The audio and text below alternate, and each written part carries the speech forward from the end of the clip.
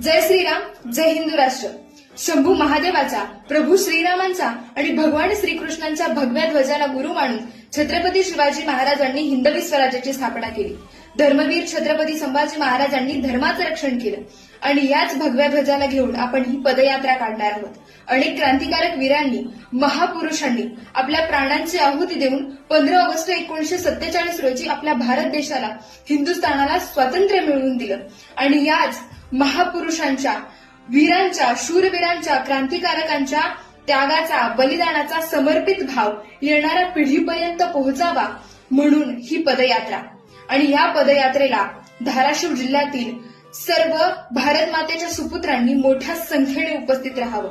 दिनांक 15 ऑगस्ट 2024 रोजी सकाळी ठीक 5:30 वाजता. ठिकाण आहे भवानी चौक, नळदुर्ग येथे. मोठ्या संख्येने उपस्थित राहा आणि आपल्या कर्तव्य